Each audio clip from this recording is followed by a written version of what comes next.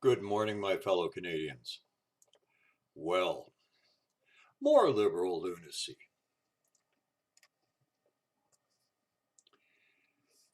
I'm just, I'm just shaking my head.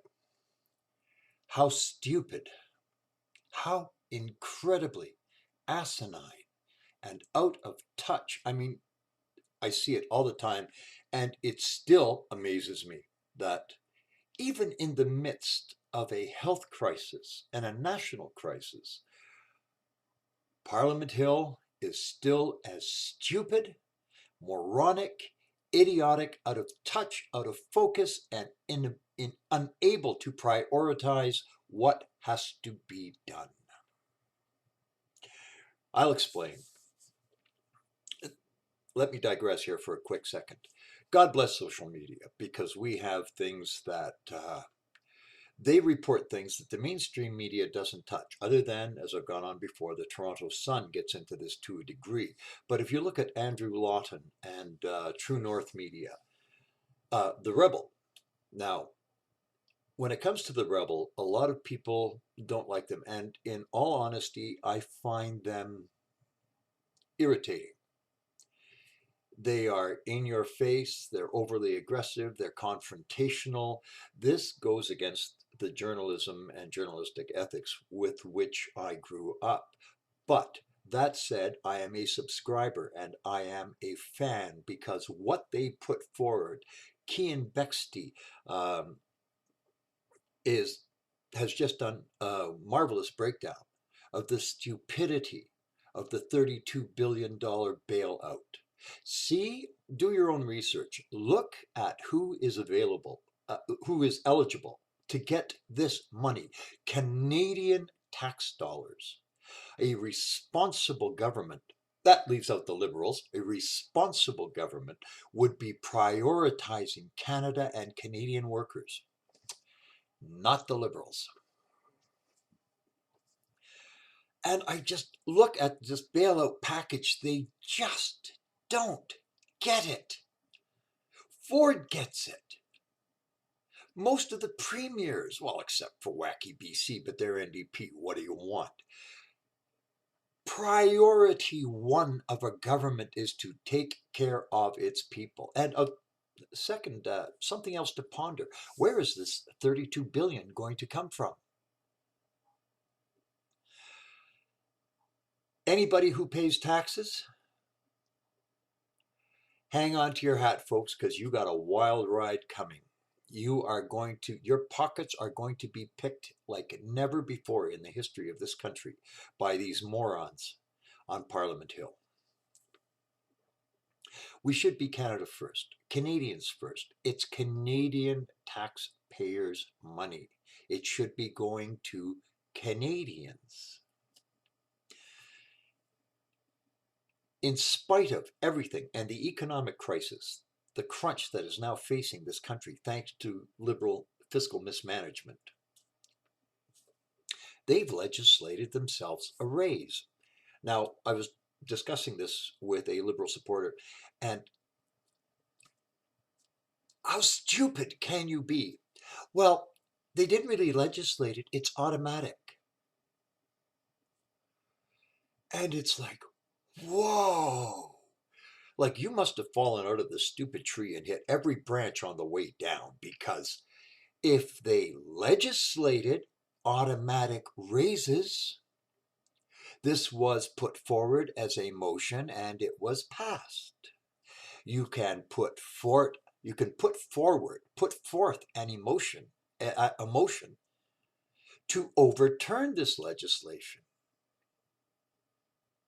It was legislated. It was not Holy Writ come down from the mountain with Moses. This was your legislated act. You can unlegislate it. We really have become so goddamn stupid, and especially the Liberal supporters. I was reading one on social media was going after Ford. Why didn't he make better plans? Why didn't the Ontario government make better plans given the health crises we had had in the past for a pandemic, possibility of a pandemic? And they're blaming Ford. it seems these liberal supporters seem incapable of going any farther back than the last election. If you inherit 16 years, over a decade and a half of fiscal mismanagement, of governmental stupidity, do you think that Ford is just going to wave a magic wand and all of a sudden, la, the land of skittles and rainbows will appear? How long? Oh, Lord. I cannot get. How do you puncture that stupidity? How do you get through to someone that freaking moronic? And it frustrates the hell out of me. I don't know, folks. If you saw my last videos, let's save Canada. Folks, let's save Canada. Now, Ford has brought up a good thing. Ford is going to push the manufacturing sector and try to help the manufacturing sector instead of, like the liberals, taxing them and trying to kill it with the carbon tax, with the normal business taxes, and the cost of doing business, the cost of energy in Ontario is a sin. Ford is going to try to encourage business. Ford is pushing for something we should have had years ago, and a responsible government would have made us more manufacturer in terms of goods and services, made us more reliant upon Canadian goods and services than foreign goods and services. Oil is the big one. The scandal that surrounds the liberal mismanagement of the energy portfolio is nothing short of astounding.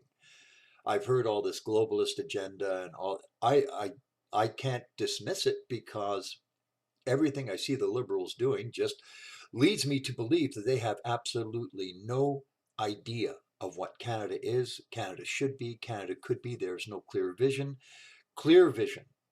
for a Canadian national energy policy, Canadian national manufacturing policy, Canadian national fiscal policy.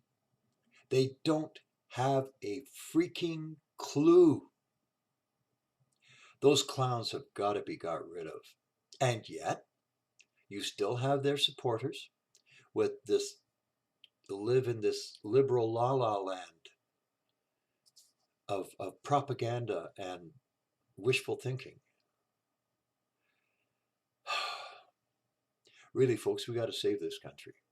Anybody with a brain, anybody who actually works, anybody who can think, who is capable of critical thinking, understands that we cannot keep going on this path, or Canada as a nation in a generation or two will cease to exist as a nation.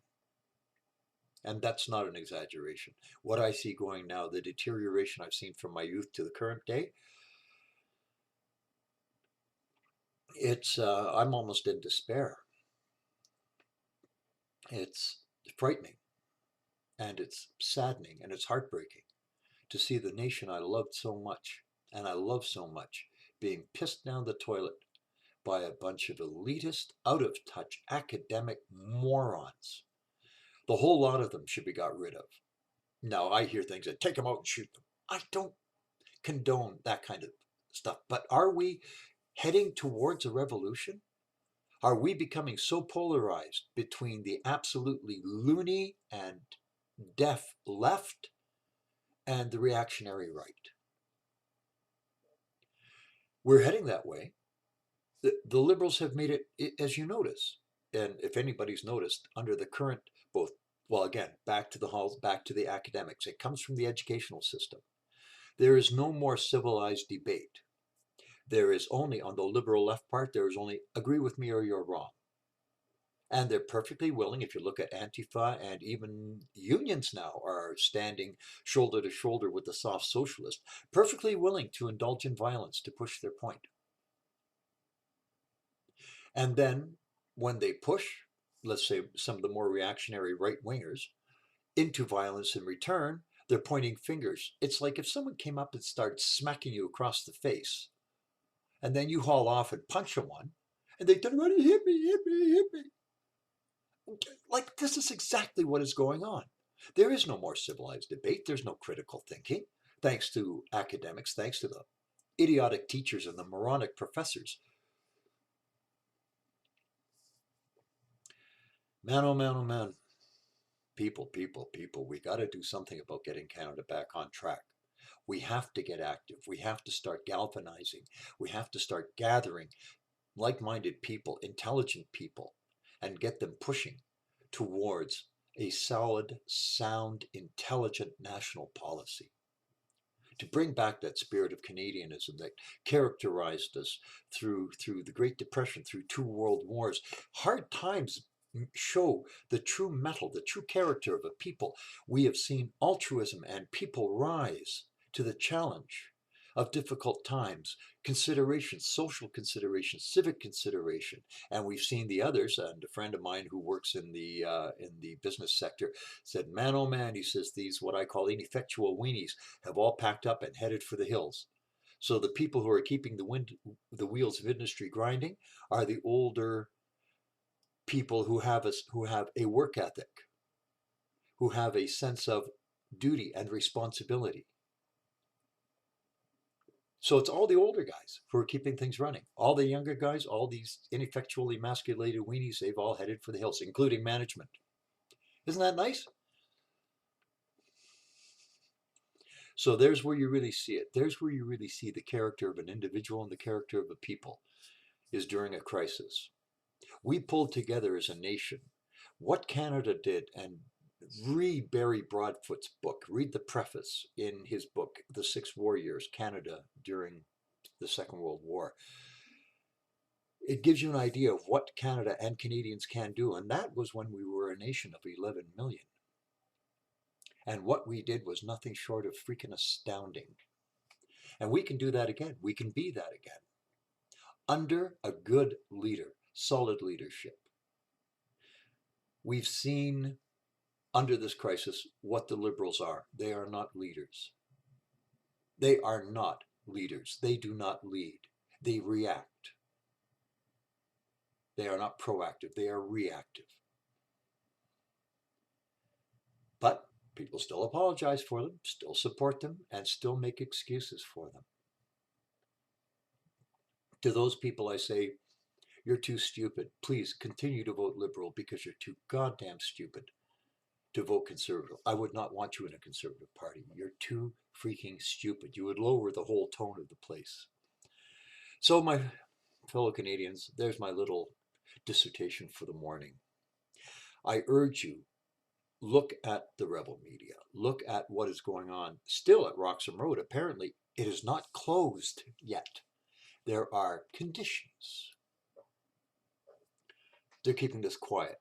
It's always this liberal half-truth. We're closing the border, except for we're going to bail out Canadians. But there's also these other people that we're going to help out. You get half the story from the Liberals, the liberal half-truth, their stock in trade, half the story, half the facts, and they bury information that they don't want you to know. So they present what looks good. But when you examine it closely, you find out that there's other garbage in there that should not be there. But this is not mentioned. Thank you, mainstream media, for being a bunch of liberal whores. So my fellow Canadians, please do your research. The true depths of liberal stupidity are not to be found in the mainstream media. Go to social media and spread the information among your friends. Look at things, like I said, like True North, like the Rebel News. If you're not a subscriber, I am. Like I said, as much as I find them a little distasteful, they do their research and they present their facts. And if you want to know how bad it is, the Liberals have tried to sue Rebel Media as relevant, just like Pierre Elliott Trudeau did to Peter Worthington from The Sun, because he did not like the fact that he was critical of him. They actually sent the RCMP to seize his files and to attempt to lay criminal charges. He'd done nothing libelous or slanderous, but Pierre Elliott Trudeau was just so ticked off that a little nobody would dare to question the great man. So, my fellow Canadians, I said, there's my rant for the morning. Do your research. If you're not outraged, you should move out of this country. If you're as outraged as I am, let it be known. Scream it from the rooftops. It's time we started to speak up. And it's time we started to form organizations, join the Conservative Party, get active, get proactive.